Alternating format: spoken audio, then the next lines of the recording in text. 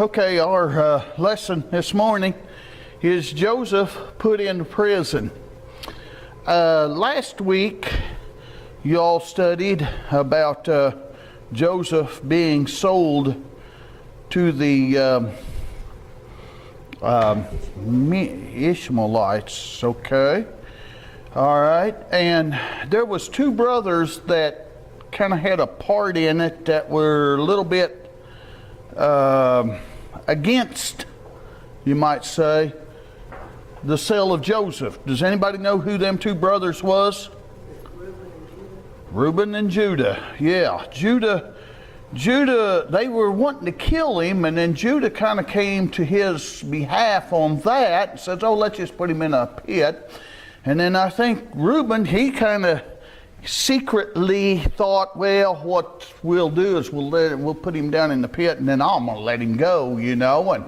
And of course Reuben wasn't there when the Ishmaelites came through, and when he went to the pit, why, Joseph was gone.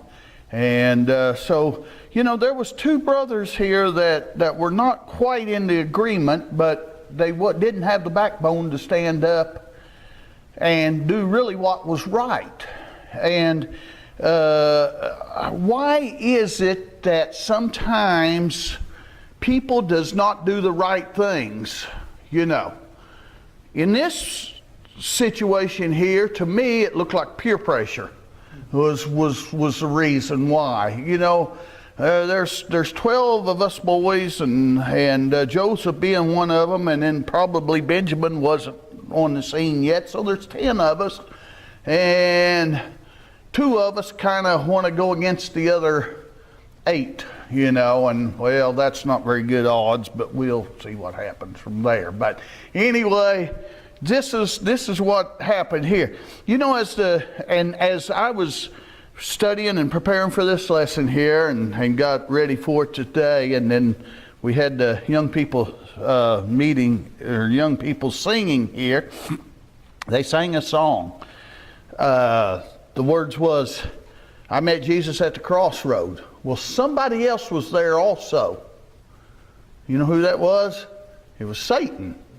You know, and Satan says, come this way, come this way. You know, you're at the crossroad. And Satan's over here saying, come this way. And the Lord's over here saying, come this way, you know. And of course, Satan can always paint a pretty picture. He will. He don't show you the end of the story at first. He paints a pretty picture. And it goes on and says that I choose Jesus and I say no to Satan, you know. Well, there's a lot of people that does that, but there's a lot of people that'll choose Satan too.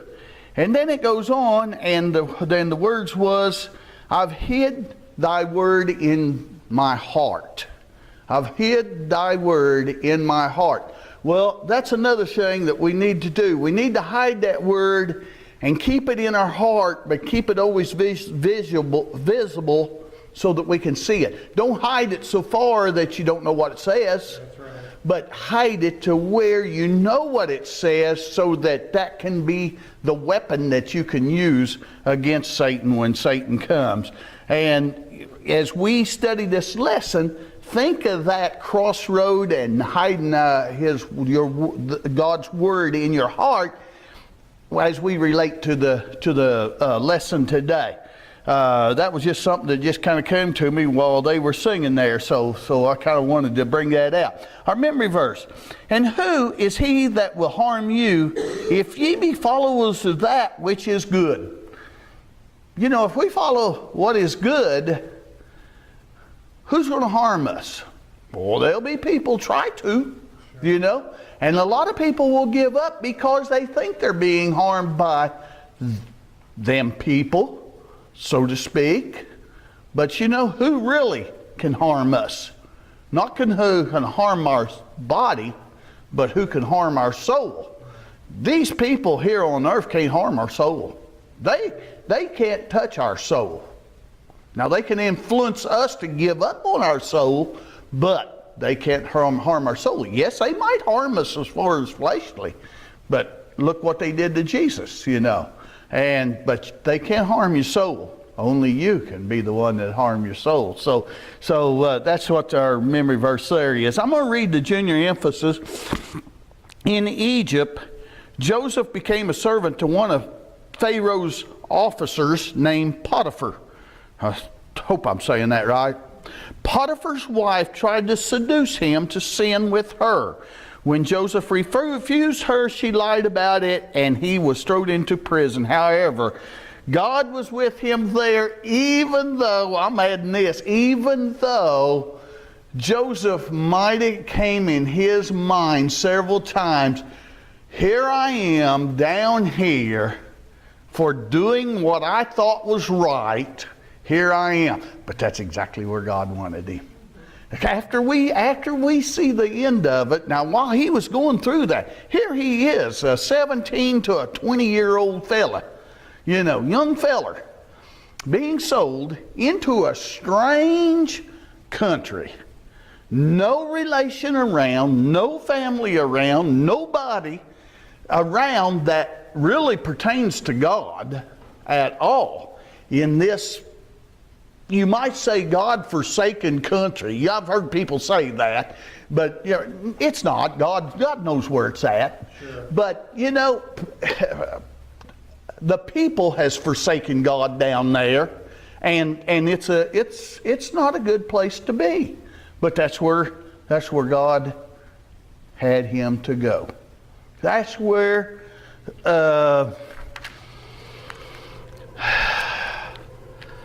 it was all in God's will, but it sure didn't look like it at the time.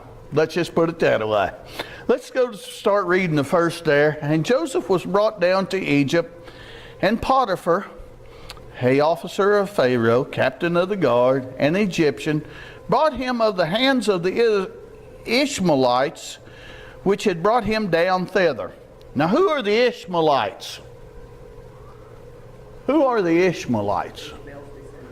Ishmael's descendant. Okay, who's Ishmael then? Abraham's bond child.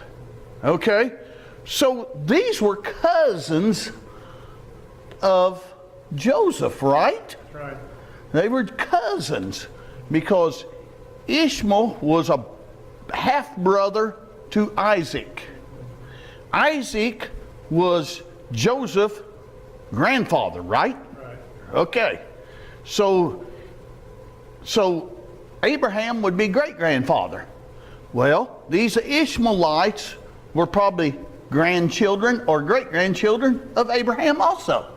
So it's his own family, more or less. But we know that God had chosen Isaac. Am I saying that right? Isaac? Isaac as the promised child, where Ishmael, where Abraham got in a hurry, and him and Sarah got in a hurry, and caused a kind of a ruckus because of this child and Ishmael being there. So, and there's always been conflict between the two, even today. Sure is. Even today. So here's the Ishmaelites wound up with him. Now remember, he was sold to the Midianites, I believe. So somehow the Ishmaelites got him, and so they brought him down there to Egypt. Sold him to a guy by the name of Potiphar. He probably needed a slave boy, somebody to do some of the jobs. Maybe short-handed. Maybe he needed him. Let's look at verse 2. And the Lord was with Joseph. Did Joseph know that at the time? Boy, it sure didn't look like it. It was a pretty dark situation. Here I am being hauled way down here into Egypt. He's already down there in Egypt, being sold in a strange land that he had never been before, all the way down here in Egypt. What is all of this meaning? Remember, the first lesson we had was a couple of dreams that Joseph had. that his brothers and even his mother and father was going to be kind of servants to him. Boy, that blows that out of the water, so to speak. That I don't know what's going on here, Joseph might have thought, but I just don't see how this is going to happen. Well, as we travel in our life, everyday Christian life, we never know what we're going to meet up with. I don't know if we'll maybe never meet up in a situation like this, but every day there's questions that comes in our mind. How does this pertain to you, Lord? How can I continue to live for you? How can I do your will, in a situation like this? Just help me to be able to do that. And keep your eyes fixed on God. That's what Joseph did. Here he is. Now remember, he's only 20 or less, I'm guessing, that he's a young kid, so to speak. And so in verse 2, and the Lord was with Joseph, and he was a prosperous man. What's prosperous? I hope I'm saying that right. Prosperous. What? In other words, successful. Successful man. And he was in the house of his master, the Egyptian, which was Potiphar. And his master saw that the Lord was with him, and that the Lord made all that he did to prosper in his hand, or to advance, or to gain, is what he's talking about. And Joseph found grace in his eyes, his owner, and he served him. And I think that a word right after that would have been faithfully. Served him faithfully. Because if he didn't serve him faithfully, how could he trust him? Even though he's in a place where everything looks like it's going against him, but yet he seemed like he had a cheerful attitude about himself.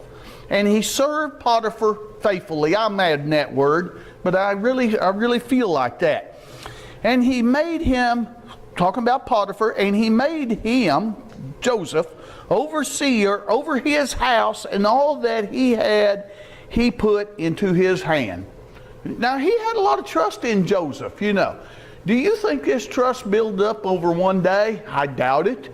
I think it took months for that to happen.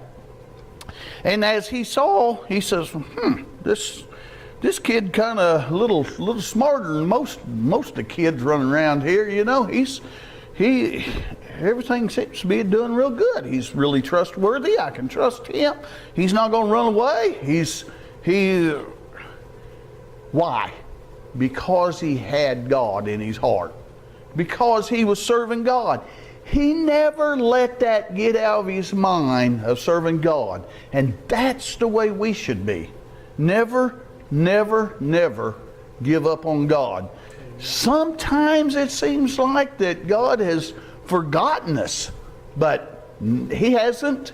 He may be working behind the scenes where we can't see. And so that's what happened here. Yeah, it took a while. It took a long while. But, it all come out then. He made him overseer of the house, put everything in his hand. And it came to pass from that time that he had made him overseer in his house, and over that he had.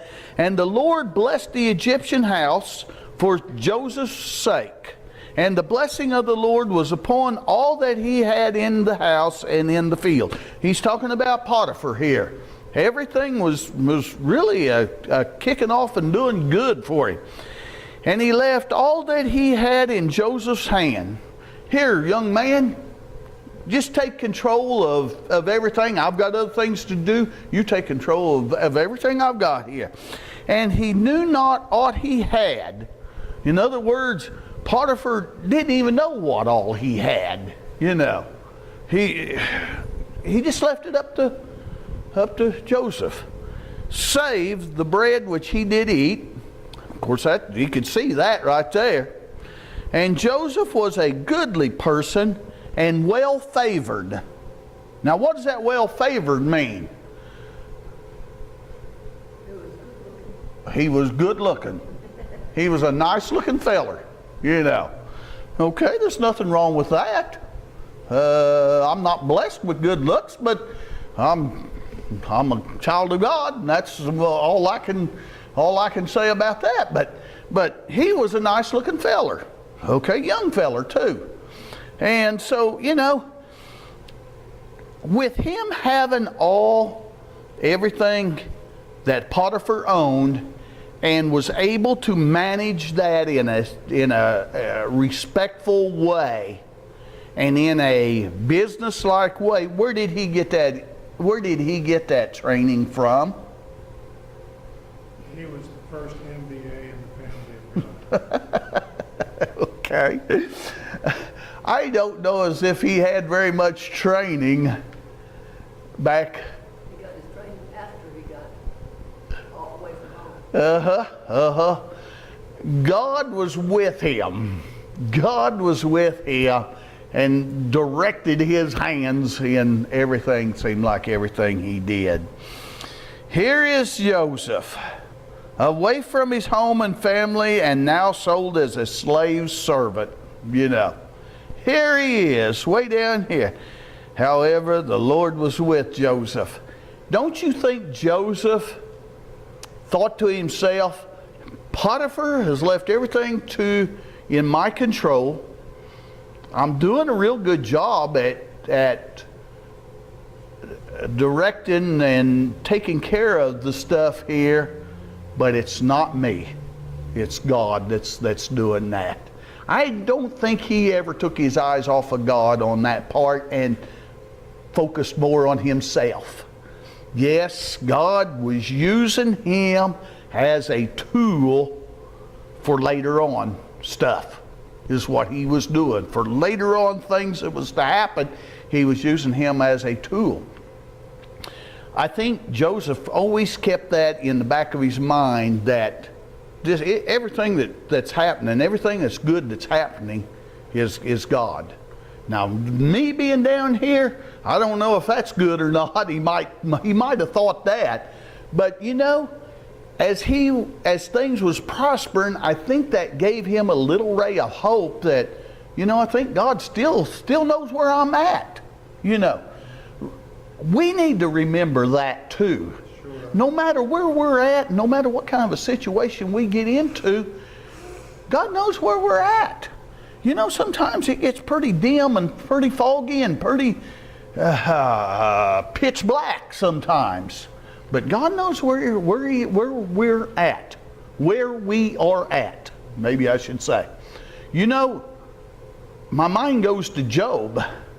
And you know, Job had a chance to, well, his wife told him curse God and die. You know, you'd be better off if you just curse God and die. No.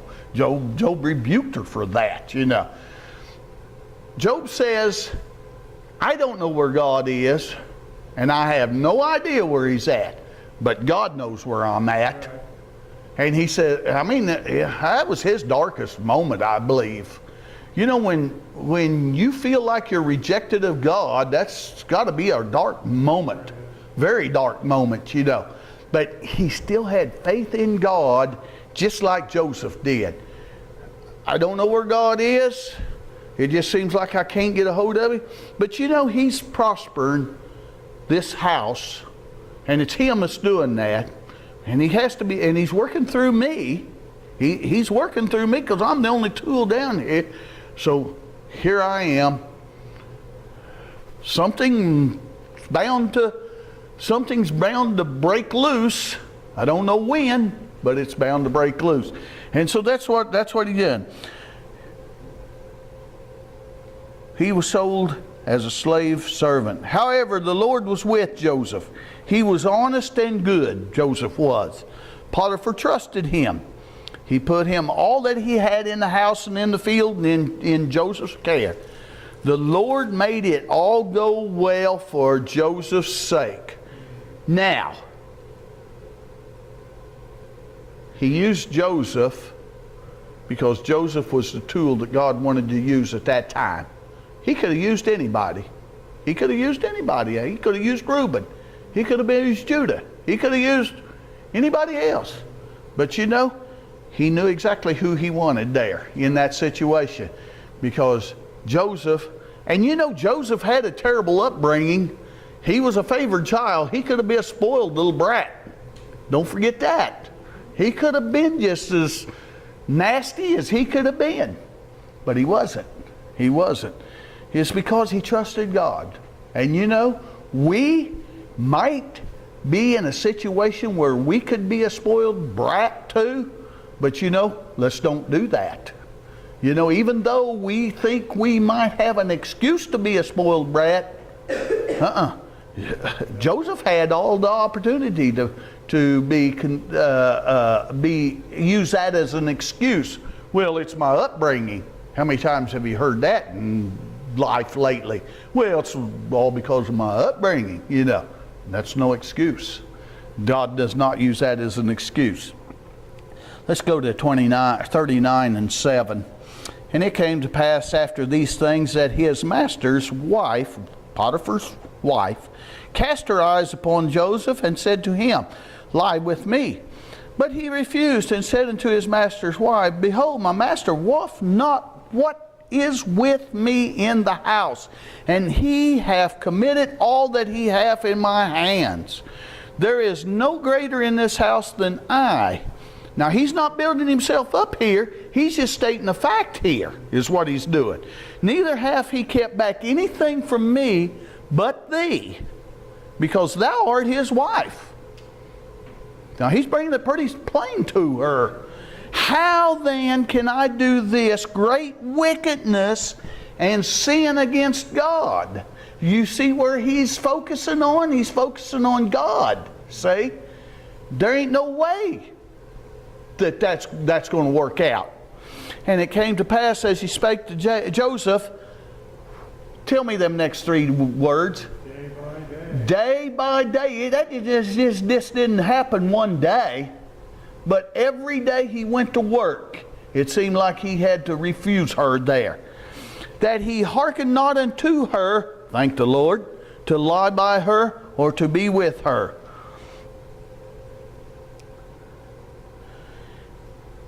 Here he is in a strange country. Nobody would know any difference. Nobody. His family was way back in Canaan. He's way down here, more or less by himself. His family wouldn't know anything about it if he was to commit adultery with this woman. But yet, he knew that somebody more important than his family was watching him. He knew God, and God was more important to him than his family or than his servant or his owner, Potiphar. God is who he wanted to please. And he knew that if he would yield to her, that would displease God tremendously. Remember, at the crossroads, Jesus says, come this way. Potiphar's wife saying, no, come this way. The devil, more or less, come this way. And so he had a decision to make. He had a decision to make. You know, you could look at it either way. Okay, he refused. What if he did yield to her? She might have told Potiphar anyway. You know. Yeah, and then all things would be blowed out of the water, for sure. And so, you know, but yet, when that crossroads was there, Joseph says, no, I'm going with God. Because he says, how then can I do this great wickedness and sin against God? What's the answer to that? You can't. That's the answer. You can't. I can't do this great wickedness and sin against God and get away with it, in other words. Joseph says no. Potiphar's wife tried to entice Joseph. Joseph was good and he was good looking. However, Potiphar's wife was not good. She cast her eyes upon Joseph. This was wrong. What was a married woman doing looking at a young man for anyway, you know? Why?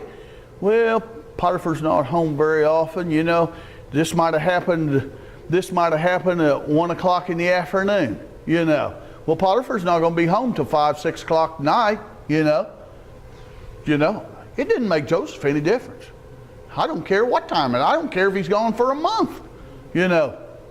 That's not going to happen. She cast her eyes upon Joseph. This was wrong. She had a husband. She should not want another.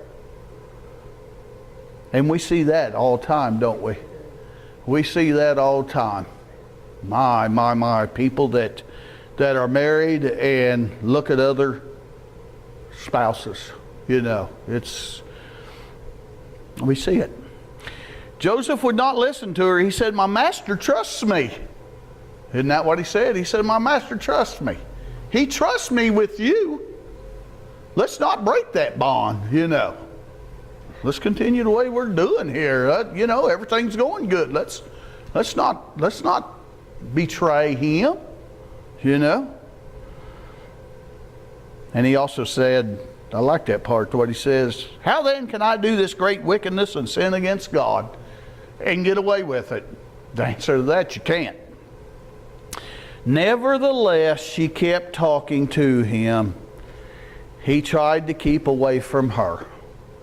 You know, can you imagine going to work every day knowing that you're going to be propositioned like that? You know, that would be hard. That would be hard. But that's where he was. He was forced in that condition there. You know, and that was the only thing he had was right there.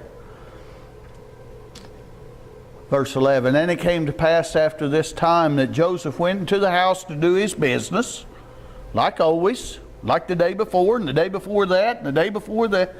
And there was none of the men of the house there within. Verse 12, and she caught him by his garment, saying, lie with me. And he left his garment in her hand and fled and got him out. But wound up leaving the garment there. Okay. Then one day she caught him by his garment or coat. Joseph slipped out of it and ran away.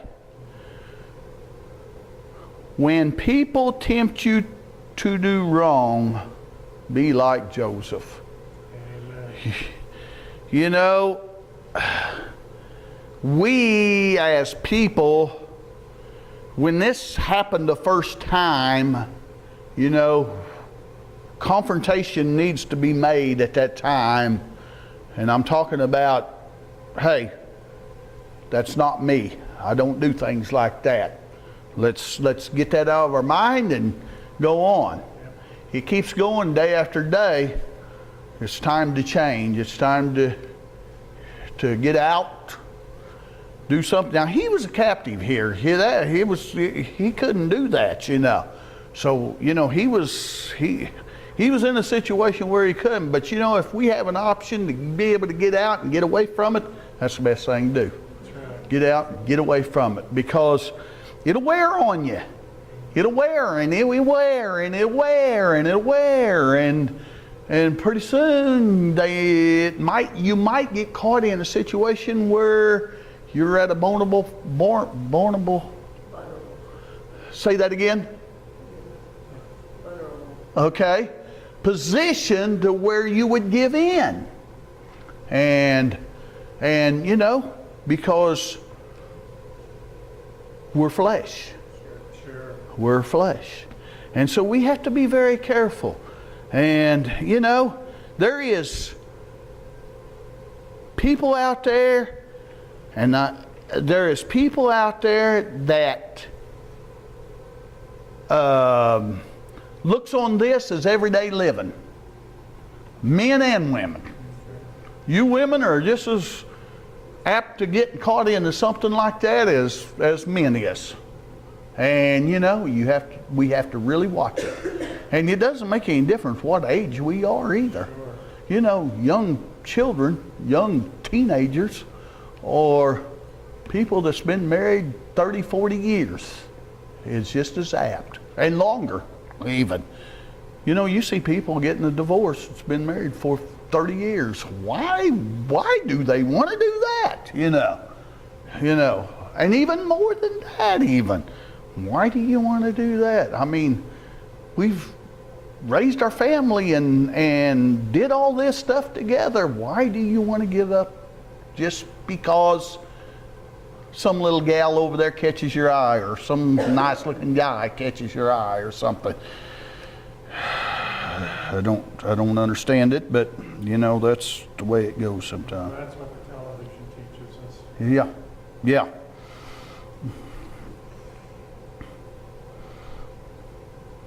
Then one day she caught him by the garment or a coat, and he slipped out. And it says, when people tempt you to do wrong, be like Joseph. Let's go to the 13th verse there. And it came to pass, when she saw that he had left his garment in her hand and was fled forth, she wanted to look good. Now this is my thought. She wanted to look good on this deal. Whoa, you know, what am I going to do there? Then she called unto the men of her house and spake unto them, saying, See, he hath brought in a Hebrew unto us to mock us. He came in unto me to lie with me, and cried with a loud voice. And I cried with a loud voice. And it came to pass, when he heard that I lifted up my voice and cried, that he left his garment with me and fled and got him out. Is that what really happened? Everybody's saying no. And she laid up his garment by her until her Lord came home, or her husband. And she spake unto him according to these words, saying, The Hebrew servant which thou hast brought unto us came in unto me to mock me. And it came to pass, as I lifted up my voice and cried, that he left his garment with me and fled out. I'm going to read verse 19, which is not in your quarterly. And it came to pass, when his master heard the words of his wife, which she spake unto him, saying, After this manner did thy servant to me, that his wrath was kindled. Potiphar was upset. Potiphar was mad. Verse 20 says, And Joseph's master took him and put him into the prison, and placed where the king's prisoners was bound, and he was there in the prison. All because Joseph followed God and did it the right way. Now he's in prison. We might think, oh, that's terrible. That's terrible, but that's where God wanted him. You know it? You're through here at Potiphar's house. I've got another place for you. Only God didn't tell him that. You know, we can see that later. All the stuff that think about it, how she wearied him day after day. And now she gets a chance where there's nobody else in the house, and she catches hold of him and says, now's our chance, you know. And he says, nope, the answer's still the same. That's what Joseph says. Joseph says, nope, the answer's still the same. Probably thinking, well, she's going to turn loose of me then. But instead, she hangs onto his coat, and he has to leave that behind. But he's still persistent. He still is doing what God told him to do. Has he sinned yet? No, he hasn't sinned yet. Has she sinned yet? Yes, she definitely has, you know. Even though the act had not taken place, she had already sinned, you know. But, you know, his attitude toward God was, I'm going to serve God no matter what. And so she finds out that, boy, he is very Joseph thinks she is so persistent in doing what God does not want him to do. Now she might probably thinks that he is so persistent to follow God that they're butting heads, you know. And that's what happens when one wants to do right and one wants to do wrong. There is a lot of head butting going on there. So she wants to look good. After a sin is committed, which he has already committed to sin, we want to have an excuse for why we did it. She uses the excuse that, oh, he come in and propositioned me. See? I've got his coat right here. See? I got his coat right here. Or to blame someone else.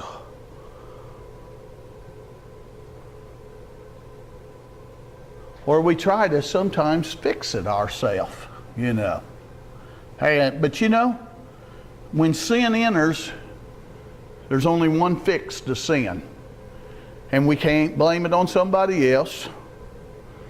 We can't try to fix it ourselves, but we have to go to God and let him fix it. Potiphar's wife was left holding Joseph's coat. She called to the other men of the house and lied about poor little Joseph. You know? But you know, he was a strong man. This is where he, in my eyes, he's not a little boy anymore. He's grown up and he has passed the test. He has passed the test here. Oh yes, it's cost him. A test is going to cost you, most generally, most of the time. A test that you pass is going to cost you. And it did. She called all the other men in the house and lied about Joseph. She said he was the one that was trying to do wrong. She screamed and he ran out of the house without his coat. You know, that goes to show you what, you know, that's to back up her story. And then when Potiphar came home, that was the story that she told him. And it affected Potiphar greatly through anger. He was very angry. He believed her and did not investigate what was really going on. Now remember, he was probably a busy feller. Sure. Potiphar was. He didn't know that days and days and days before that she was propositioning him. But she didn't tell him that part. She left that part out. And then she made up a bunch of lies. And so Potiphar decides the best place for Joseph, if he's going to be that kind of a guy. Now, why would he have changed overnight like that? Yes? I have a different take on Okay. what happened here. I think that Potiphar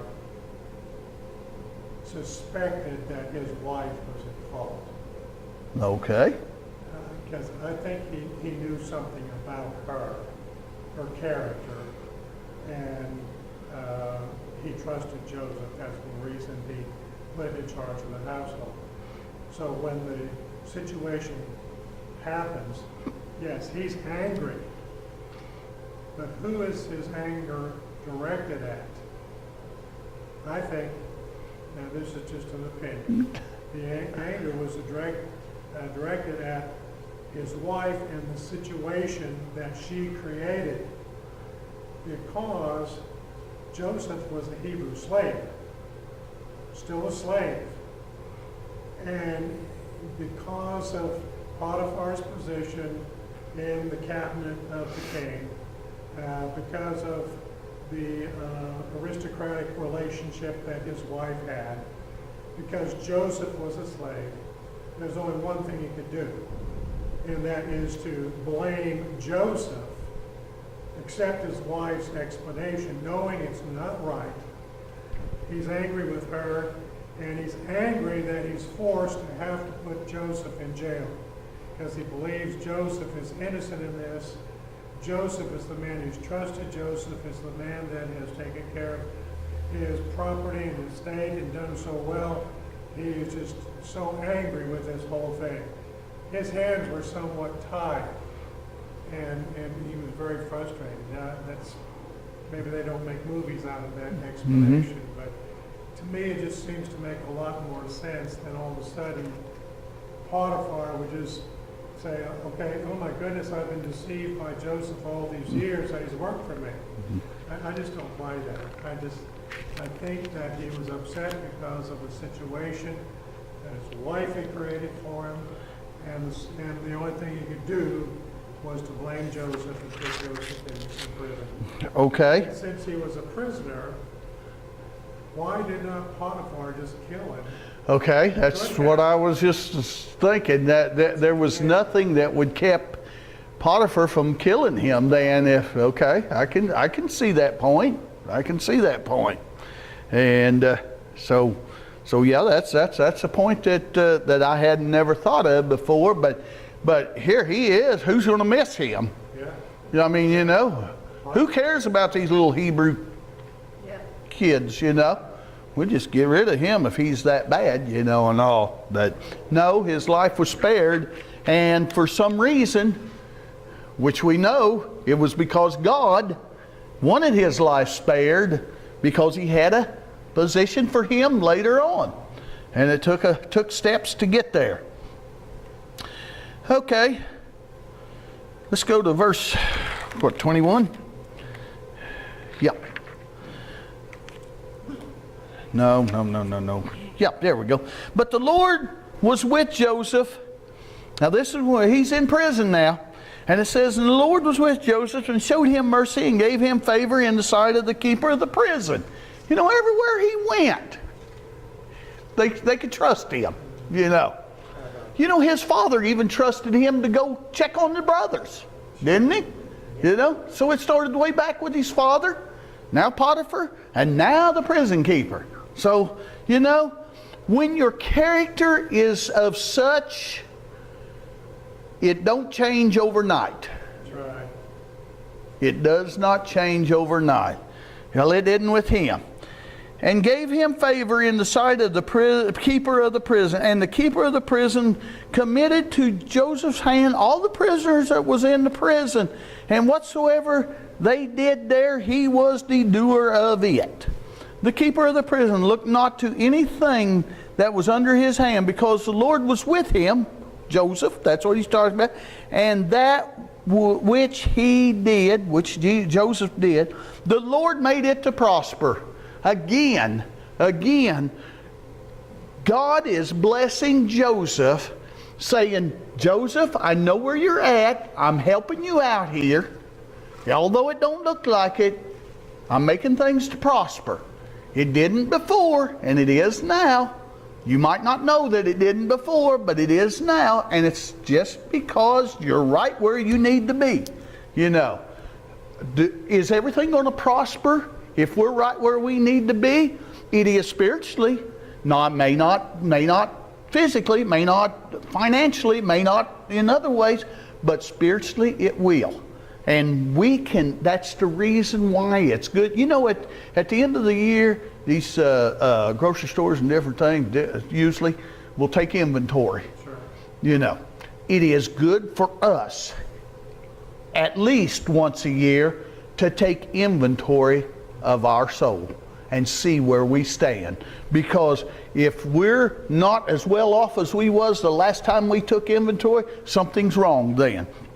So here he's saying, the Lord is giving him a glimmer of hope here that things are prospering because you're right where you need to be. Although it may not look like that may be the situation.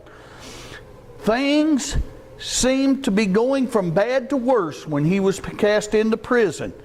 But the Lord was with Joseph. Yes, Joseph had it hard in many ways. He was treated unjustly, but the Lord was with Joseph, which made it all right. And you know, as long as we have God with us, as long as we are following His will, we can accomplish what needs to be accomplished for God.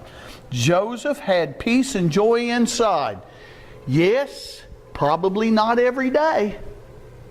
Probably not every day. He had peace and joy in his heart, but the outward might not always showed every day and every hour of the day. But he had a satisfaction in his soul that, you know, I passed the test of Potiphar's wife. I did, with God's help, what God wanted me to do. It may landed me in prison, but I did what God wanted me to do. And I do not have a guilty conscience because I did something wrong that I wasn't supposed to do. You know, that was his peace and joy that he was talking about here. Just to know he had done the right thing gave him joy. Besides that, the Lord helped Joseph. He increased the things. Everything, the prison, the guard put everything in Joseph's control here, as much as he could allow Joseph to have in his control. He made the prison keeper to see that Joseph was honest. The keeper trusted Joseph and put the other prisoners in his care. The Lord gave success to all Joseph did. Joseph, a type of Christ. Some things which happened to Joseph were a type or a picture of what happened to Jesus later. Joseph had to suffer hard and severe things in order to bring to pass God's good plan for him. Don't you now we'll skip ahead, you know. And Joseph was the savior for the Israelites down here in Egypt. You know, we'll run into that here later on, but you know, there was a famine in Canaan, and their family was right in the middle of this famine. And they heard that there was food down there in Egypt. Go down there and get food. And they go down there, and he's the one that did that. God put him in the place. Joseph passed every test that God gave him. Passed every test with flying colors, you might say. Joseph had to suffer hard and severe things in order to bring to pass God's good plan for him. Jesus also had to suffer pain and death in order to do what he came to do, and that was to save us. So, you know, here's an example. Do you want to be like Christ? You might have to suffer a lot of things. Do you want to? What's the alternative? Is to not be like Christ and to suffer and to suffer eternally. You know, for eternity. It's a small trade-off. It's a small trade-off. But you know, Joseph held true. He had no idea at the spot that we're leaving him at today, in prison. Now, sure, he's over the prisoner, but he's still in prison. He's still locked up. He can't go anywhere he wants to on the streets of Egypt, anywhere he wants to go. He's still locked up there. And it's a pretty sad situation. But, you know, he finds peace and joy because of the situation. And so I'm going to leave it with you. Our lesson tomorrow or next Sunday is Joseph interprets dreams in prison. Now remember, he's had 2 dreams his own, and that got him in trouble with his brothers. Now he's fixing to interpret 2 more dreams, so let's see what happens then. I'm going to leave it with you then.